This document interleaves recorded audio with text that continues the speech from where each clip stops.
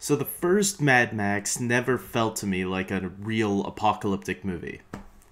This one does. Hey everybody, this is David, and today I am going to be talking about Mad Max 2: The Road Warrior. And like I just said, this movie actually felt a little bit more apocalyptic to me. Why? I'll get into that right now. So let us begin. As usual, good, bad, and the ugly. Let's do it. I know, wrong reference to a different movie. Let's do this. Okay, so first, this is Mel Gibson back in the role that made him famous as Mad Max, and he does a great job once again. He is the lead, and he kicks ass in this movie, and I love it. I think this is a really cool film, and I can see now where some films have gotten a little bit of inspiration from. Also, this movie, like I said earlier, it does feel a little bit more apocalyptic than the previous film did, where I got the idea that gangs were running wild and all that, but I never felt that apocalyptic setting because there was always those small towns that they had in the movie, and it just didn't feel to me like an apocalyptic film where it was supposed to be that mankind was struggling and all that. I got that the gangs were, you know, the ones that were running loose and causing havoc, but I never felt that apocalyptic feel. This movie, it does, and it starts off with a brief little introduction introducing that and explaining how, you know, gasoline is a very tight thing, and how a war had gone years before and all that. And it even gives us a little bit of history on Mad Max. So if you've never seen the first movie, you don't have to worry about that, because this movie explains a little bit of Max's backstory. So it's kind of a movie that really stands on its own pretty well too. You don't have to really see the first one, but if you have, you know who Max is. You get more detailed information on him in that original film. So with this film, we have an all-new set of characters surrounding Max, starting with the two new villains in this movie.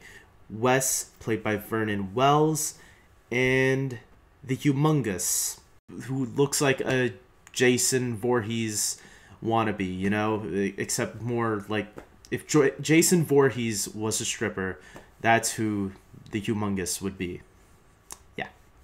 Vernon Wells, on the other hand, I was surprised to see. I know Vernon Wells because I watched, if some of you have watched my videos continuously for over a year already, you know that I'm a Power Ranger fan. And Vernon Wells was the main villain on Power Rangers Time Force. He played the villain Ransik. And the thing that was cool for me in this movie was that, okay, that was my first exposure of that actor. So I wasn't too familiar with him in this movie, and so seeing him and how young he was too was interesting. But what was cool about it is that there's a two-part episode on Power Rangers Time Force called Movie Madness Part 1 and 2. And in Part 2, there's actually there is a reference to his character in Mad Max in that episode, where he dresses up briefly as that character, and he's even in a vehicle that resembles the vehicles in Mad Max 2. He hams it up a little bit. He also hammed up the scenes in Power Rangers Time Force as well, but that's what the role requires, and I think he did a really good job, as well as the villain playing the Humongous. You know, I think you never see his face, but they're threatening villains, and they're scary too, so you get that fear out of them, what you're supposed to. This is not a kids movie. There's a lot of violence and, you know, some scenes that are not easy to watch. I'm gonna admit that, but don't worry, because, you know, Mel Gibson takes care of it all. He total badass. Of course, this movie, you need some supporting characters, not just villains, and we get some pretty good supporting characters, I think, in this movie. One of the characters are Gyro Captain, played by Bruce Spence. Bruce Spence, some of you might know He's been in a lot of movies. If you go on IMDb and check him out, you will see that he's done a list of great films. Some memorable roles that I remember him in was he played that alien in Star Wars Episode 3, Revenge of the Sith. He also played the Mouth of Sauron in the extended versions of Lord of the Rings, Return of the King. And to me, the most popular, I think, role that he played was the Train Man in The Matrix 2 and 3. So, yeah, he's in this movie. He has a pretty big role. He's a supporting role. And to me, it was a fun character. I really liked his character. At first, him and Max don't get along, but then obviously he becomes more of an ally to him and even helps him at the end of the film, too. So that was really cool. There's also this kid who is part of this tribe. There's this whole tribe, but the kid is the one that kind of bothered me a little bit. Kids in movies can go either way, especially when you don't have really a strong actor. And Mad Max isn't about the acting, because a lot of the acting in so far both of these movies haven't been like great, you know. It hasn't, aside from Mel Gibson, who's awesome all the time, you know. The rest of the cast can be hit or miss, and this kid obviously could be a little. He's like Max's short round, if you will, and he can be a little bit annoying, especially at the end there when he was trying to help Max fight off the villain that was, you know, trying to get in the truck and trying to get Max. But, you know, whatever. It's fine sometimes. It's not that bad. I think you can get through it. The movie, you know, he doesn't have too many lines anyway, so the kid, you know, won't annoy you like Short Round did in Indiana Jones and the Temple of Doom. So it won't be that bad. There's a whole bunch of other characters as well, and they're actually pretty forgettable for me, to tell you the truth.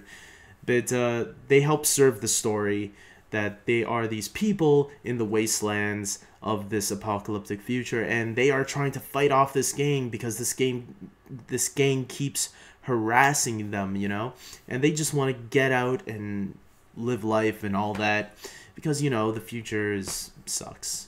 But, you know, these douchebags want to rape them and kill them and all that, and want to steal their gasoline because these guys have a whole lot of gasoline. And that's what Max uses to his advantage. He says, look, I'll help you escape here, but you have to give me some gasoline so, you know, I can go on my merry way.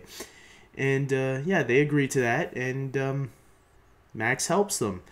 So the plot is pretty simple, as you can tell. It really is. These are action movies, and action movies aren't always strong on story, but they're fun action movies, and that's what's cool about them. And I actually enjoyed this one a lot more than the first film. And yeah, that's pretty much it, guys. That's my thoughts. I enjoyed it. There were some, you know, like I said, there's some weak spots in the movie. Like, not all the acting is all that great. But for the most part, they're fun action films, and I can see why these movies were popular, especially this one. I actually enjoyed this one a lot more than the first one, and I gave this an 8 out of 10. I really enjoyed it. I thought it was good, entertaining enough, and it has me looking forward to the third one, which I'll review next week, guys. Yeah, so that's pretty much it. And if you haven't seen the Mad Max movies, I totally recommend them, because so far I've been enjoying them.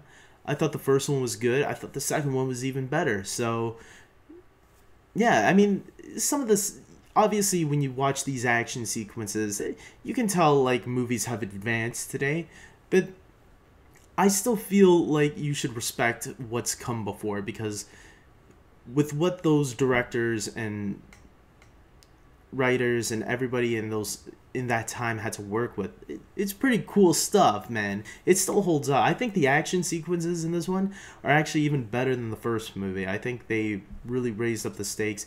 You can tell they probably had a little bit of a bigger budget in this movie. So yeah, guys, go check it out. Mad Max 2, The Road Warrior. It's a good movie. So until next time, take care.